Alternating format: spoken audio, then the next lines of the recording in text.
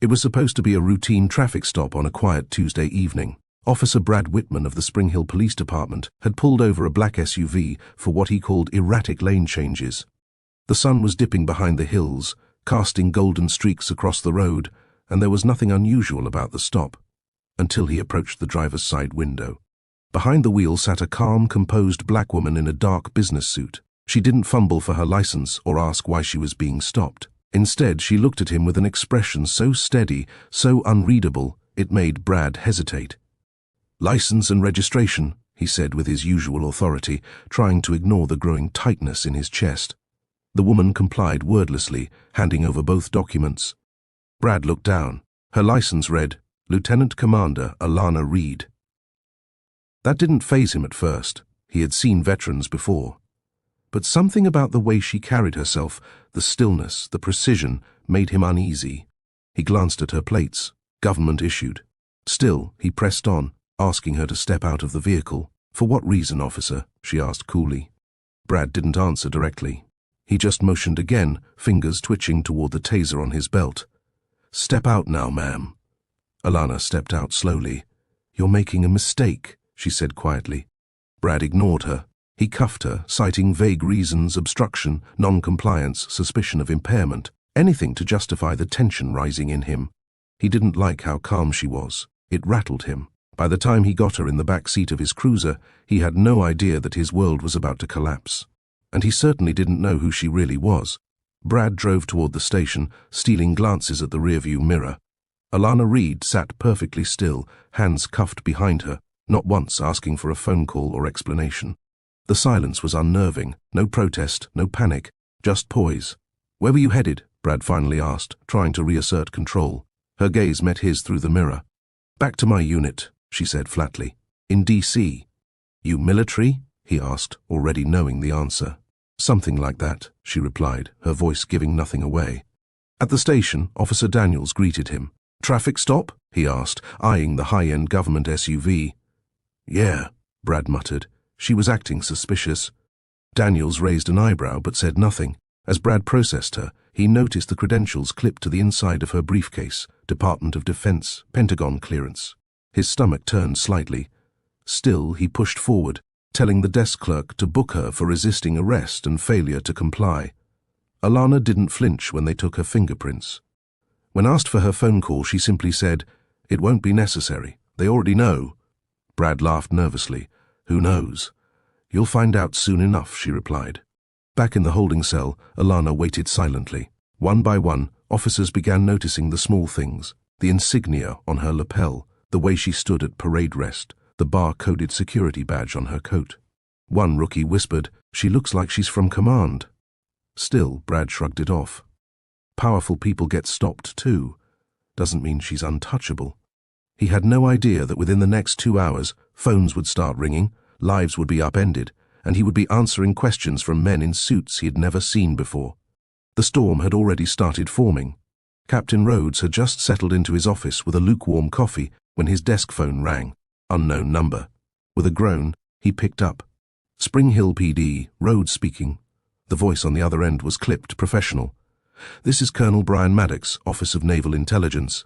You've just detained Lieutenant Commander Alana Reed. I'm going to ask you to release her. Immediately." Rhodes blinked. "Excuse me, sir." "You heard me," the colonel said. "And before you ask, yes, this is a secure line. And no, this is not a suggestion." Rhodes straightened in his chair. "There's got to be some mistake. She was arrested during a traffic stop. My officers reported."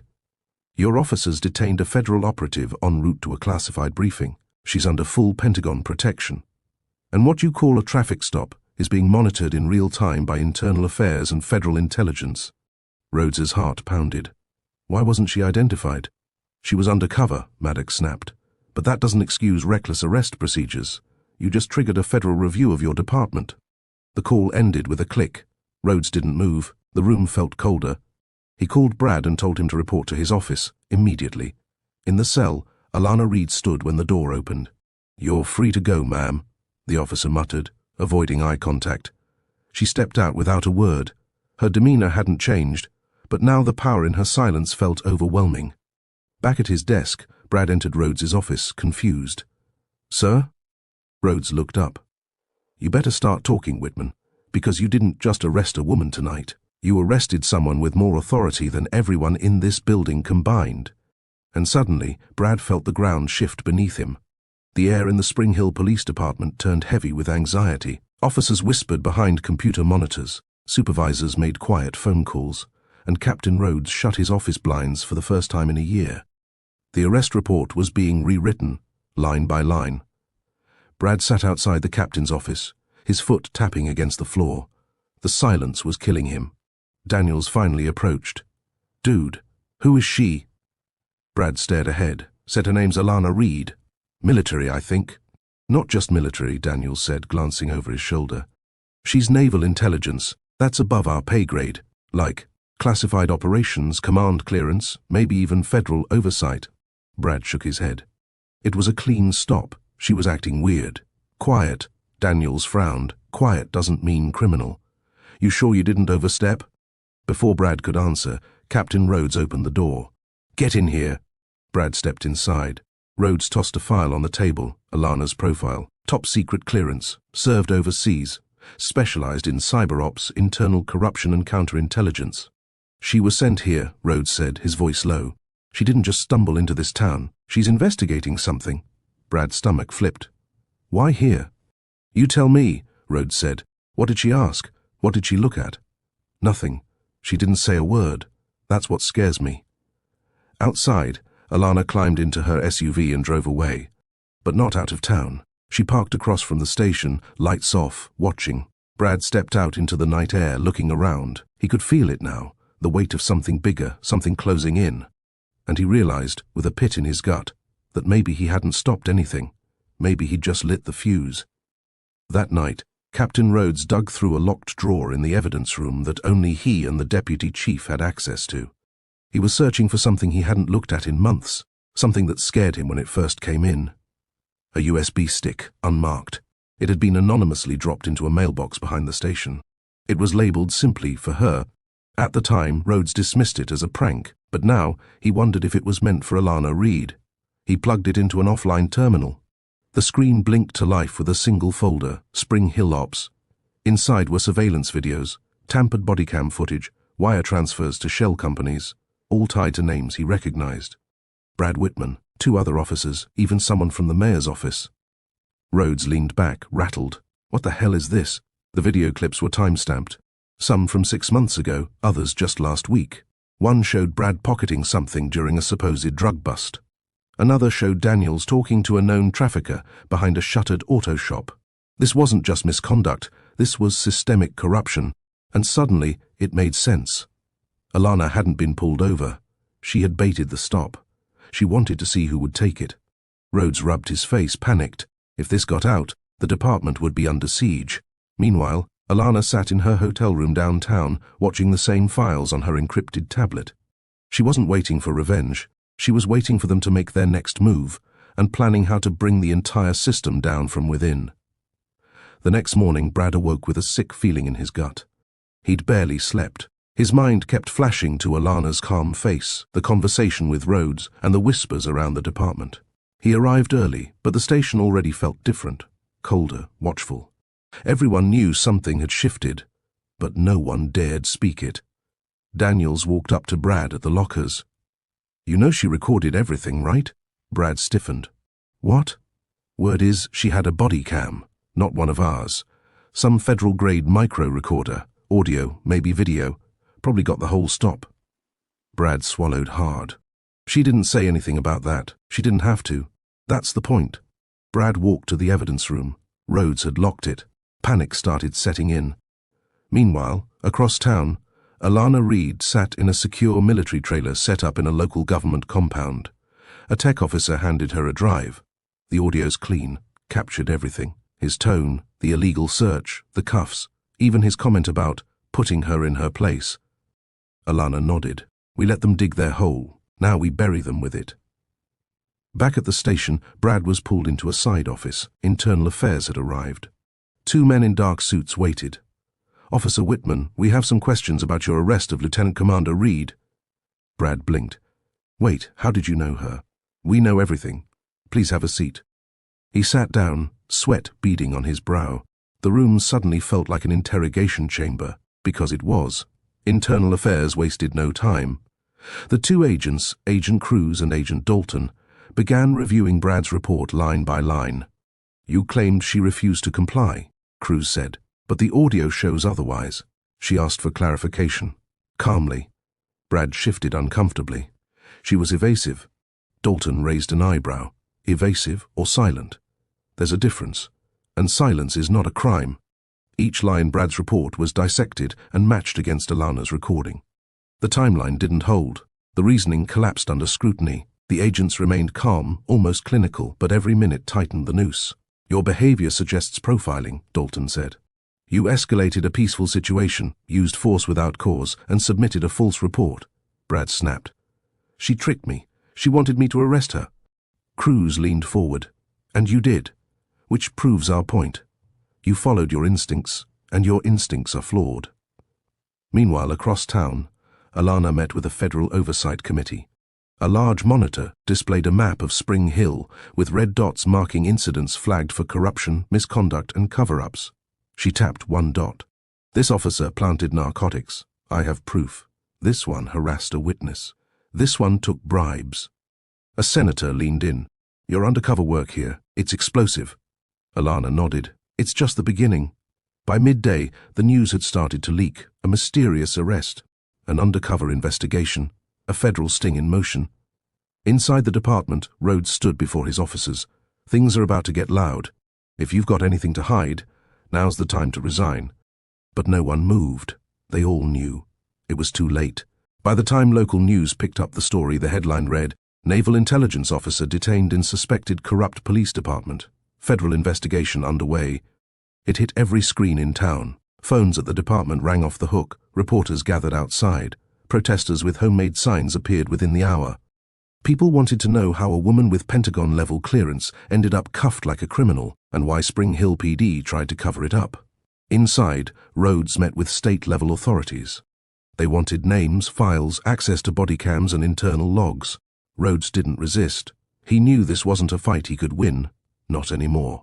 Brad, meanwhile, sat alone in an interrogation room, his badge and weapon already confiscated. His hands trembled.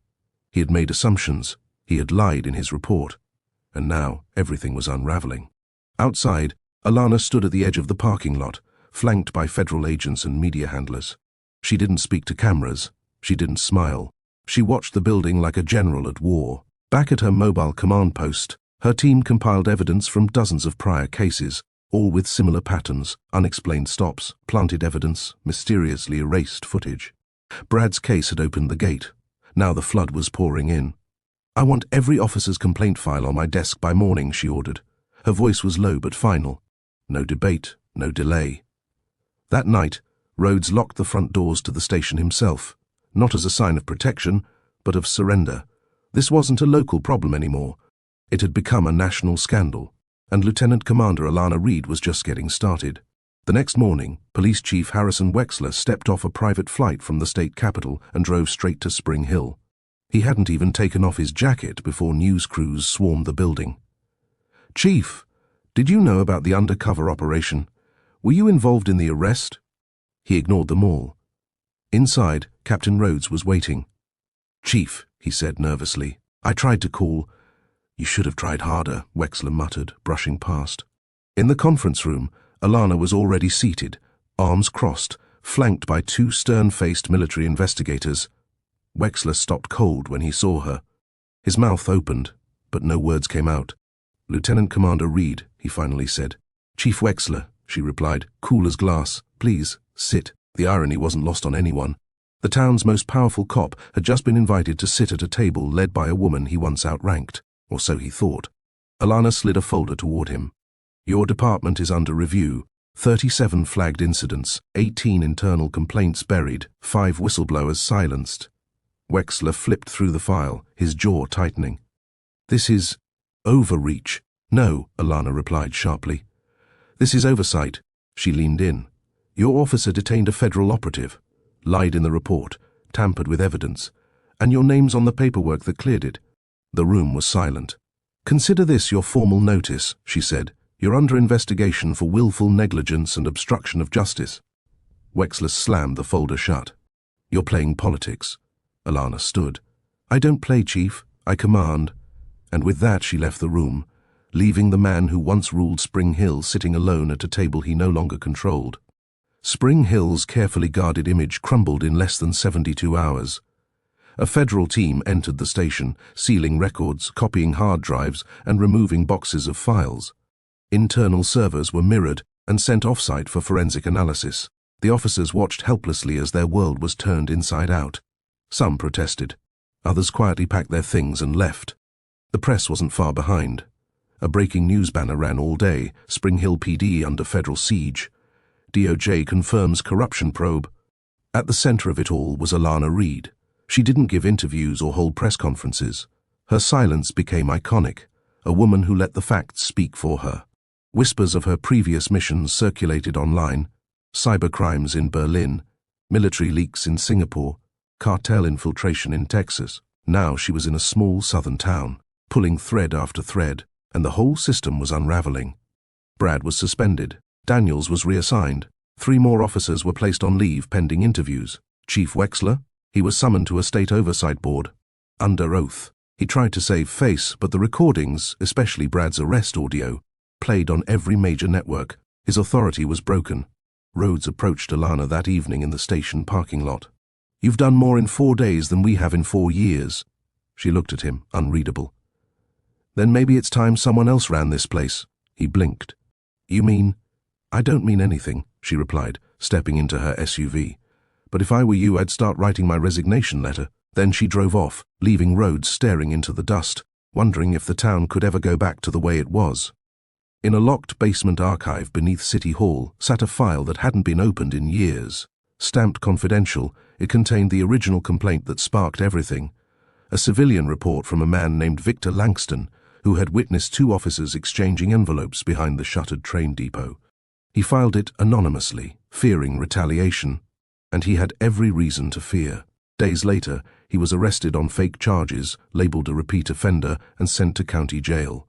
But Victor had one ally, his niece, a federal analyst. She pulled strings, investigated quietly, and made one phone call to an old contact in naval intelligence.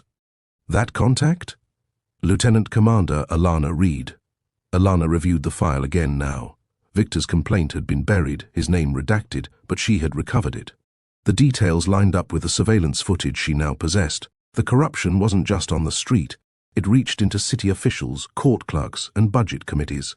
Everything that looked like incompetence was part of a machine, hidden, engineered, protected, but not anymore. She walked into Rhodes's office, dropped the file on his desk. "This is the beginning. Everything that happens next depends on what you do with it." Rhodes opened the file and read. His hands trembled. "This can't go public," he muttered. "It has to," Alana said, "or you're no better than the ones we're exposing." The room went silent, and for the first time Rhodes understood.